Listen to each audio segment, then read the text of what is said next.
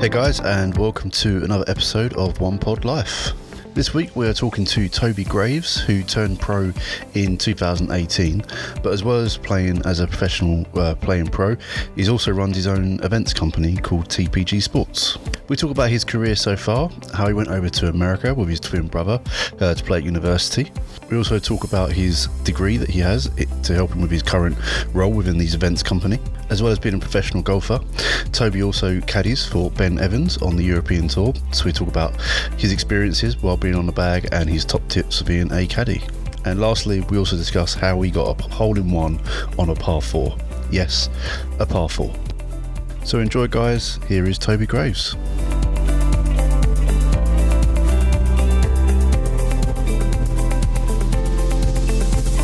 So welcome to the podcast, and thanks for coming on. And obviously, let's start with the easiest question on the world. When did you start playing golf? Well, first of all, thanks for having me on, Lloyd. When I played golf, I probably started when I was about 8 years old.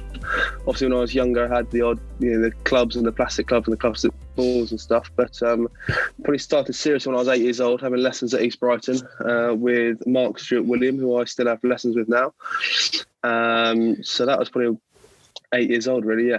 Okay, and what was the reasoning why you started at 8? Was it a family influence, or did you? Yeah, my dad played golf, and my granddad played golf, so through the generations, I guess. So my dad's been a member at the golf club for 35 years now, so he's played and then just gave us a club and loved it from an early age and never looked back, really. Oh, great stuff. So was your dad quite heavily involved in golf, and what was his handicap like, and did he have aspirations of doing quite well? Yeah, no, he was a very good footballer when he was younger, and then as everyone does when they get older, they start to move into golf, sort of the less impact sort of sports, but still that competitive environment. So he's off 7 now. He's always been, I think the lowest he's got to is 6, and the highest I've ever known him is like 10. So he's always been a pretty good golfer. And then obviously growing up, Ollie and I've got a brother as well who plays. Oh, okay. Twin brother actually. All right. And just started when we were early, and then just always been quite competitive against each other, which is good. And anything we do in sport, especially, always me and my brother are always so competitive, whether it be you name it, tennis, cricket, football. We've played any sport and we're always competitive and trying to beat each other. So that's a pretty healthy environment to be in as well, because like yourself, to kind of push yourselves on, or both of you really, isn't it? So is he now a professional golfer as well? He's not. No, he was in the States with me for 4 years, and then did 2 years over there as a master's degree, and sort of hasn't really played much golf since. But he's getting back into it now, giving him a few lessons. So he's hot on my heels. Good stuff. Okay, cool. So you just mentioned about America there.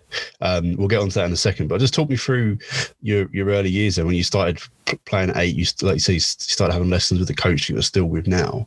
What was your life like between sort of 8 to sort of 14? What was you getting up to? Yeah, it was also lucky enough. I went to private school here in Brighton at Brighton College. Joined there. I'm probably about 13 years old, and then they had a golf team as well, so that was great. But growing up, it was the juniors at East Brighton. We used to be dropped off there at 7, 8 in the morning, and then not get picked up till 5 or 6, just playing golf, practicing, putting, chipping, doing whatever with all the juniors up there. So yeah, been up there at East Brighton, and then lucky enough we were selected. My brother and I are both selected for Sussex under 12s. And then we were actually under 12s, under 14s, under 16s, under 18s, and all the way through the Colts. So that was good as well. Having him next door to me was good as well. Yeah, that's good. Someone to lean on as well with the same sort of experience. Yeah, definitely. Yeah, it's like almost having a best mate. If you want to play tennis, he's always there. If you want to play golf, he's always there, and always want to beat each other, which really, really helped when we were younger. Yeah, no, good stuff. Again, you mentioned and also, if I'm struggling with hitting a certain shot or... Sorry, go on.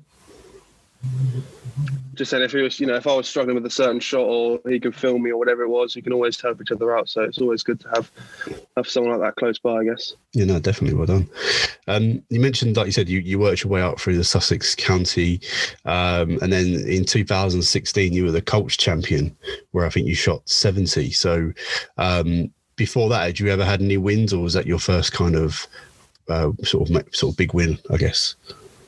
That was, I guess, the first sort of big win in the competition. That was at East Brighton. Actually, it was meant to be 36 holes, but the weather wasn't too good in the morning, so they made it 18 holes and shot 70 and beat. I think it was Harry Bailey who's beaten by one, which was great. And there's some good trophies, good names on those trophies. So it was always good to pick that up as well. Yeah, no, definitely. What was your feeling when you won that first ever one?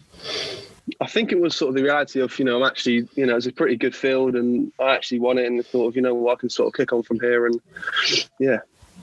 Like you said, like sort of reaffirm that you belong there, and you want to, and obviously cement that, okay, I could be quite good at this sort of game. Yeah, I've always been in a team and stuff, but never been the best players.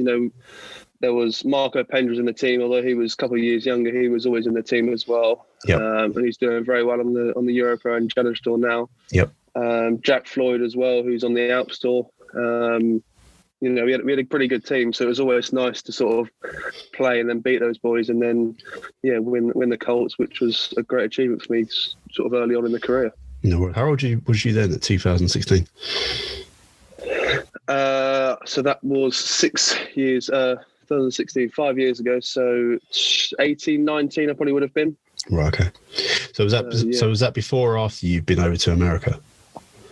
I think that was the sort of after the second year when I came back. I had a pretty hot streak.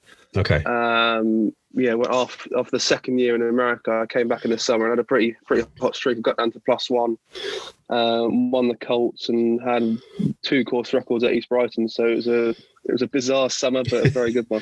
No, good stuff. And you started university over in the States in 2014, I think I'm correct. Yeah, 2014. Yeah. Yeah. So what was the reasoning why you went out to America then and instead of staying in the UK?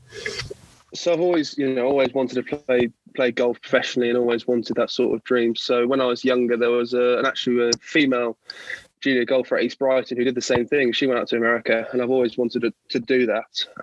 And then we went and saw a company called Pro Gym USA, who sort of helped us get out there. And my twin went as well, and it was the best thing I've done, really. All the great golfers on the PGA Tour now come from the sort of university background over there. So it was just, it was a no-brainer. When we got offers in, and it was exciting every morning, looking at the emails and getting offers from Texas and Kansas and all these different countries. We'd never been there before, and then got one from Florida, and that was it, really. So it's not a bad place to go to university for 4 years, is it? No, it was amazing. It was very good. Lucky enough, we practiced at PGA National, nice. where the Honda Classic is now.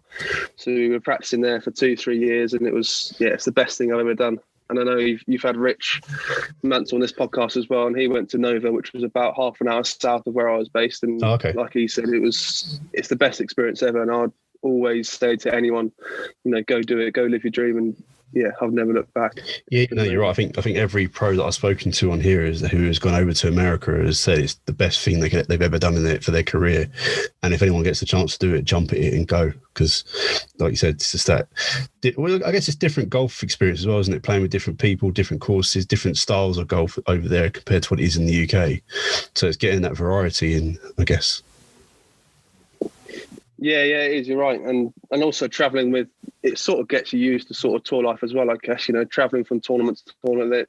America's such a big place. You've got to, it's not like England, where it's a couple of hours down the road. It's you're flying, or you're taking a 2-hour 2-day coach journey. It's amazing. The people you meet as well. It's not all just UK. There's our university is actually very European, so there's a lot of Swedish and French and Spanish and so on. But there's Americans as well, and it's a great sort of culture out there. And lucky enough, I was with my brother as well, which was great. It's a bit daunting going over there on your own, but luckily I had him next to me, and we shared a room for the first 2 years, and it was lucky to have him there.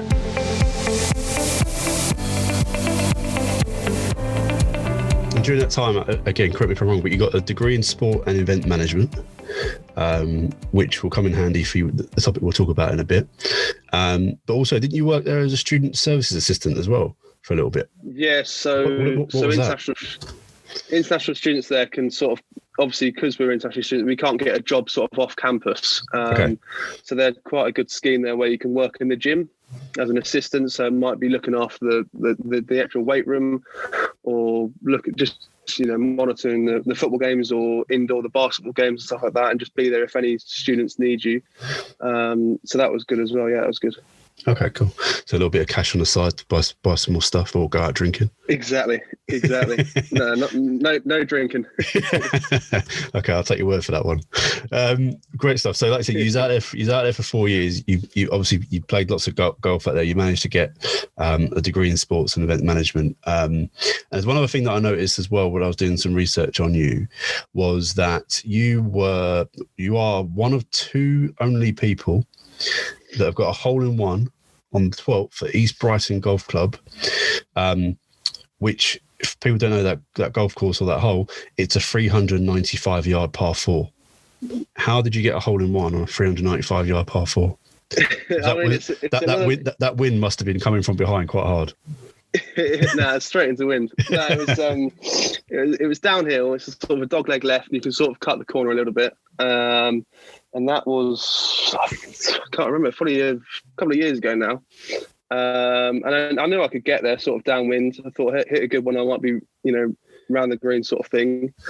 And hit the shot. I thought that's good. Started walking down there. And as there was a group in front of us, and they were driving up in a buggy.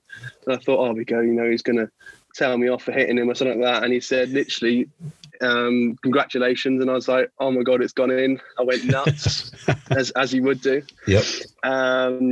And he said he literally was just about to put the flag back in because they finished putting, and then literally just rolled in and dropped like a putt. So, yeah, it was. I mean, I've never had a hole in one on a par 3, but a par 4 I have. So, yeah, not many people can say. Not many people can say that, can they? No. And there was. Yeah, and like I said, you're the one of two people that someone did it in 1993, apparently, as well. On the exact same hole. I can't remember the first name, but the surname was Bowden, so the hole was named after him, Bowden's Ace. So we tried to get the whole changed to Toby's Ace or something like that, but yeah, I mean they got a plaque there, so that's good enough for me. Oh, great stuff, mate. I mean, when I read it, I was like, "What? 395 yards?" But no, well done. Okay. So I guess your golfing career to date is quite good. Obviously, you turned pro in 2018, and you've played obviously like the mini tours like Jamaica and TP Tour, but you've also qualified for the European Tour, Euro Pro Tour as well. Is that correct?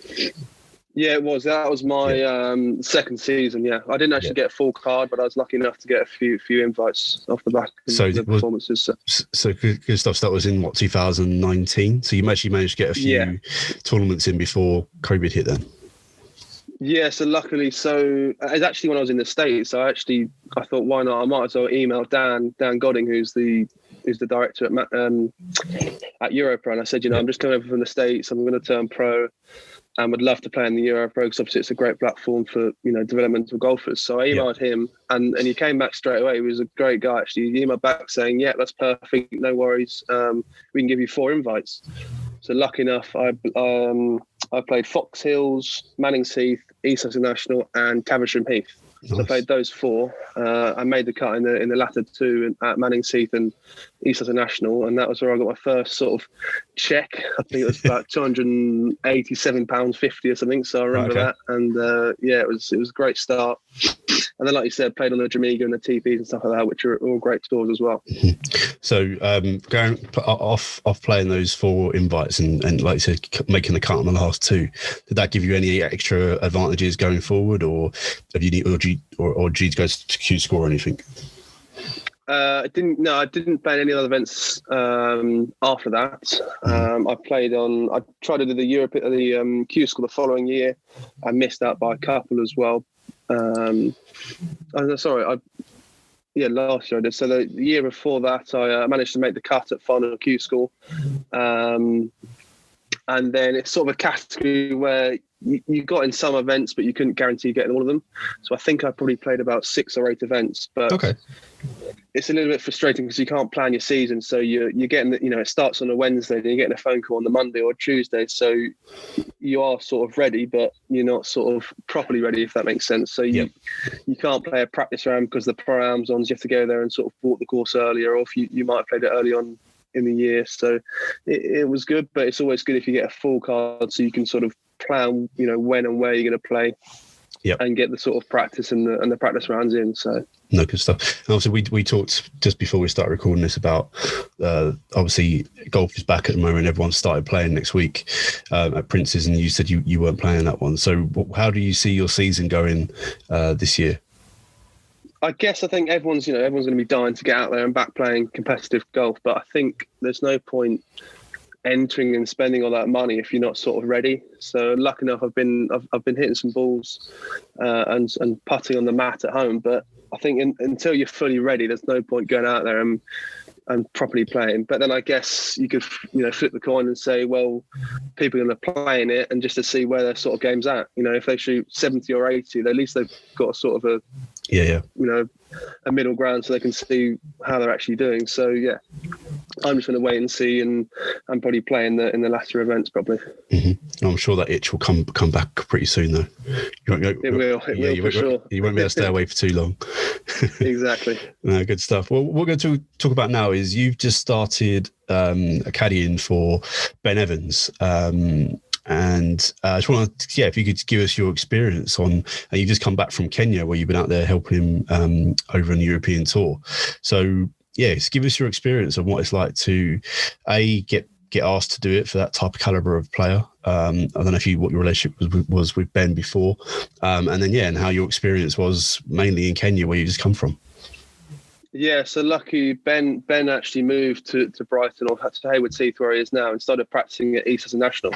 And I was practicing there, and sort of we just, as you do, you get to speaking to people on the range. And luckily, obviously, he was a pro, and thought, you know what, we get on pretty well, and then started playing together, started practicing together. And then probably about a year ago now, he said, I'm going to Valderrama on the European tour, fancy caddying me. And at first I was like, well, that's a big change. But it was great. I said yes. So he threw me in the deep end, played Valderrama and the Portugal Masters after that. And it's been amazing. The experience I've gained from it is unbelievable. The knowledge and sort of the insight as well into tour life. It's been really good. I've done 7 events now, and I'm lucky enough made 7 cuts. So nice. It's been good, and the best finish has been, I think, 12th or 14th in Portugal for him, which was pretty good. And then, like you said, just got back from Kenya a week today, actually, or a week, and that was unbelievable. Very, very humbling place. You see the shanty towns and stuff, which I've only seen on TV before. But it's a really humbling place. You really, people actually live there, but they're so happy and stuff like that. So it's a great experience to visit there as well. Good stuff. So out of those 7 events, and obviously you can learn from anybody. So what would you say is your biggest couple of things that you've learned from caddying with Ben that you could take into your own game?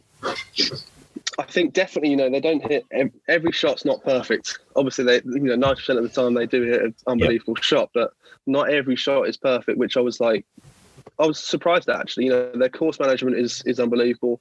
They know where to miss it. They know where the short side is. They know where's an easy up and down. And their numbers as well. So obviously they've all got launch monitors and stuff like that, TrackMan and Quad and etc.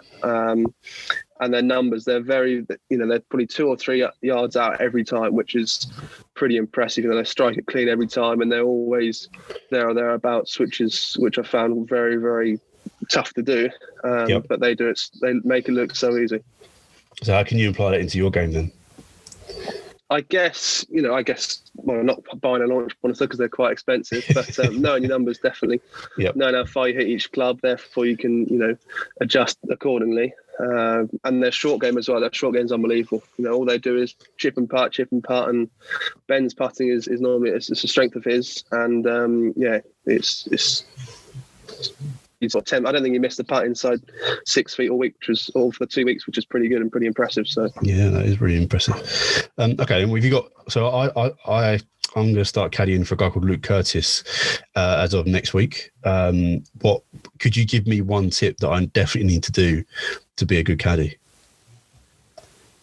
obviously you got all the prerequisites in terms of cleaning the clubs and cleaning the grips and making sure the player's okay.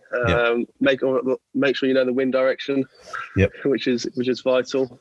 He works on sort of a clock face, and many of them do. So 12 o'clock being straight into, and does it on a clock face like that, so you know whether it's sort of hurting or into or across or stuff like that. So I guess just reassure the player.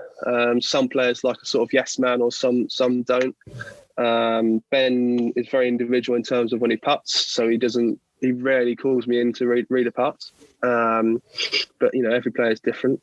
But I guess just be there, just reassure him. In between shots, take their mind off it, chat about it. Could be absolutely anything. Just make sure they're focused on the next shot. But in between the shots, just chat about whatever you want to. And then when you get 5-10 yards approaching the ball, just really say, right, come on, let's crack on now and hit a good shot. Yeah, no, definitely. Thank you very much. No, I think that sort of experience is invaluable, especially if you got for yourself as well, being at the level that you obviously that's the level you want to get to. So having that experience at hand, and I guess now that you've obviously become quite good friends with Ben, like you said, you practice with him and you play with him all the time as well. I'm sure he's giving you the best tips that he could possibly give as well. Yeah, definitely. I've learned so much from him. He's given me the quad this week to have a little practice with and get some numbers in. I'm playing with him tomorrow. So yeah, he's a great guy. He really is. Now, One Pod Life is brought to you in partnership with Energy Golf, the leading golf development platform. They are committed to providing a service that allows you to reach your maximum potential by improving your mindset, creating physical longevity, and funding your golf career. What they've done is take professional tour team experience and brought it to you through their platform so you can have your very own tour team in your pocket. Energy Golf offers the ability to learn from leading professionals in the fields of fitness, nutrition, breathing, caddying, psychology, business, as well as proven tour winners and many more. There are also courses based around the mental aspects of golf, such as mental toughness, emotional control, and self-esteem. Visit energy.com to learn more, and to claim your exclusive 1-month free trial, simply send an email with the subject OnePodLife to info@energy.com and enjoy. Now let's get back to the podcast. You went to university, like I said, you got your degree in sports and events management, which has come really in handy for what you kind of do for your day job with the TPG Sports Events. So first of all, how did that come about? And then obviously we'll talk in more detail about what it is you actually do from an events management type of thing. So yeah, where did it all come about? How did you get started? So I've always liked doing sports events, and luckily my degree was sport event management, which comes in hand and very helpful for this. Probably like 10 years ago or 12 years ago, my dad's always done a charity golf day at East Brighton for the Argos appeal. And it was probably about 4 or 5 years ago. I said, right, can I help out, and can I help you out and do some stuff or whatever it might be, marking the scorecards or helping people in the car park, whatever. And then 3 or 4 years ago, I said, right, I really enjoy this, and I want to sort of help you run it. So I then helped him try and get a few sponsors, and the sponsor, get the team sheet printed and stuff like that, the program sorted. And then I thought, you know what, Dad, you've got your own job, so let me sort of take over. And yeah, it's been great. He's done about 6 or 7 different charity days, raising a lot of money for charity. And then I thought, let's try and do this for myself. And then that's where I thought, let's try and make it a company. And then TPG Sports Events came about. And then personally, I've done about 3 or 4 now and raised a lot of money for charity. And it's great, mixing my degree with my professional golfer, mix them together, and you can put on a great sport event for many amateurs who haven't seen the side of the professional life. And even the little sponsorship boards and making the event proper and expertly run is great. You almost get that sort of professional tour experience then from one of your events. Yeah, you do. So I've got a few partners on board, and they sponsor the events as well. So every hole there'll be a hole sponsor. Around the first tee there'll be some proper sort of whole sponsorship boards and stuff like that to make it like a proper event, and all the amateurs love it. So they get a little bit nervous, but yeah, it's all good fun. Good stuff. And like I say, it's not, you do obviously do charity, you do networking, you do corporate days, you do pro-ams, pairs tournaments. So it is a varied amount of stuff now, instead of just being like you did before the charity days. So obviously with COVID hitting, it didn't really help you for the last sort of year. But what's the plans going forward for the rest of this year? Are you going to be putting any events on anytime soon? Yeah, so lucky enough we had one last year, which was sort of just before or just after the restrictions lifted. Obviously you couldn't go into the clubhouse, but we had a little barbecue outside and everything was outside, so that was fine. But this year we've got 3 charity events in Brighton, so one at the Dyke, one at Eastbourne and one in Crawley. And then, like you said, the networking as well. I've partnered up with a company who do mainly five-a-side football networking for business professionals. So I thought, let's jump in on that and do the golf stuff. So we've got a networking league. We've got 3 of them running every other week on a Wednesday and Thursday, which is great as well. And then the pairs event is new this year. I thought everyone's going to be dying to get out on the golf course, so let's try and do a pairs event. Yep. So we've got 2 of those as well, and then also there's 3 or 4 corporate days as well. So companies have approached me to run a golf day because they can't do their usual networking inside or entertaining their clients or staff inside anymore. So they thought, let's do it outside, and golf's the best way to do it. So perfect. Yeah, it's exciting. Yeah, I'm very much looking forward to it, and hopefully Boris doesn't lock us down or put any more restrictions on it. Yeah, fingers crossed he will. I don't think he will, but fingers crossed he doesn't. But no, that's exciting stuff, mate. I think, like you said, and doing it for yourself and like taking over from your dad, and going forward, you've built a bit of an empire there, haven't you? It's pretty good going forward, and you've got a sustainable sort of income there as well, haven't you, I guess? Yeah, I mean, it all looks great on paper. All the P&Ls look fine, but yeah, we have to wait and see what happens, and hopefully it can be something in the future that I can do alongside my events and alongside my professional life and caddying as well. Yeah, no, definitely good stuff. I like it. Okay, so what we're going to do now is just talk about. I've got a question here that I want to ask, and I'm going to ask this a lot to people. If you think back to when you were younger, when you started playing golf, moving through to, like you said, playing for Sussex, then you obviously went to university and you came back and you won the Colts and everything else, and then obviously you had those experiences on the Euro Pro. If you could go back and tell your younger self anything, what would it be? I think it would be sort of like swing your own swing. I mean, like there's so many different ways you can swing a golf club now, and I try to change. I hit a fade off the tee and fade with all my irons, and I try to think, right, I don't want to fade anyone, hit a draw, but I think yeah, swing your own swing is very, you look at Matt Wolff, you look at all the different players, Jim Furyk and Tiger Woods. There's so many different ways you can swing a golf club, and if it works for you, then that's fine. It's numbers, not pictures, and I think, looking back at it, I think a lot of people try and chase that dream and try and get better and better. But if you can just swing your own swing, that golf swing's got you to where you are. It made me do well quite early on. It made me win the Colts. It made me go to America and play well out there. So I think just keep your own swing, really. So when you tried to do the draw, then did you go down did you struggle for a bit then and then realise? Yeah. I mean, yeah, it doesn't happen overnight. A lot of hours and a lot of hard work go into it. So I think it sort of ruined me for 2 or 3 months. But then I went back for the fade and then started playing well again. So I think stick what you know is key, really. Okay, great stuff. Well, that kind of does lead me on to the last sort of question then of the podcast, and that's what I ask everybody that comes on here is, what are the top 3 tips that you give to any aspiring golfer who's trying to get down to a level where they could possibly turn professional? If you said to them, right, these are the top 3 things you need to be doing day in, day out to do that, what would they be? I think, first of all, you've got to have a good team around you. Lucky enough, like I said, I've had my swing coach for 10 to 15 years now, and he's known me since I was 8 years old. So he's known everything about me. So you have a good team around you and make sure they're all sort of pushing and driving you on, that you've all got the same sort of goal, the sort of same vision and process, really. So a good team around you, definitely. You don't have to have too many people, like a mental coach, swing coach, short game coach, all these sort of stuff. I think 2 or 3 people. And it's also good to get sort of external information rather than your family or your friends saying, yeah, you're doing well. Actually, sort of, truth hurts sometimes. And if they're telling you the right things and they all want you to do well, then I think that's key as well. Good stuff. Second sort of point, I think I'm not a huge believer in sort of karma, but I think I sort of not live by a motto, but I have a motto like, it is what it is, accept it and move on. Yep. So I think things happen for a reason. So, you never lose, you always learn. So I think, if you play badly or play poorly, you can always learn from your mistakes.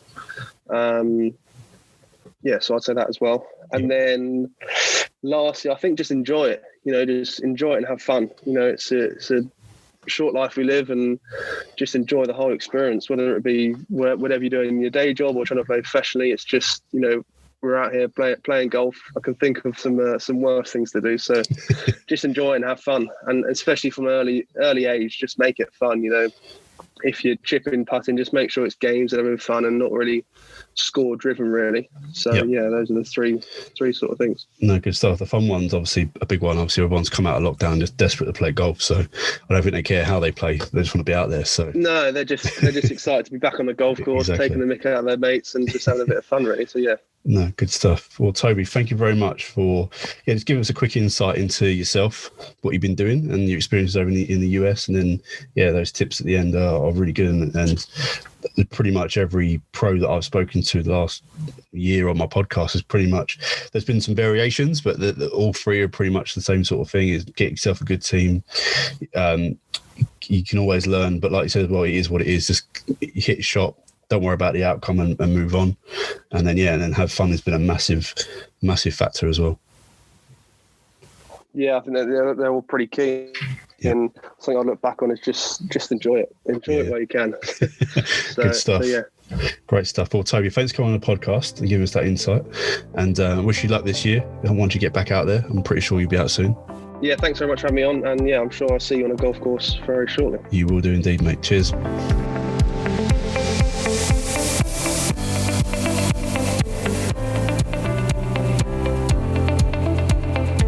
So a big thank you there to Toby for coming on and giving us a bit of his time and to explain his career so far and what he gets up to with Ben Evans on the European Tour. I mean, it must be an invaluable experience. As you know, I'm caddying for a guy called Luke Curtis, so it was really good to get some more tips from Toby on how I can improve myself. Now, if you want to learn more about the events that TPG Sports Events put on, you can head over to their website, which is tpgsportsevents.com, and you can find out when the next event is. Thanks for listening to another episode of One Pod Life. Hope you enjoyed it. Don't forget to head over to Instagram and share this with your friends, and don't forget to follow me on Instagram at One Putt Life. Thank you again, and speak to you again soon.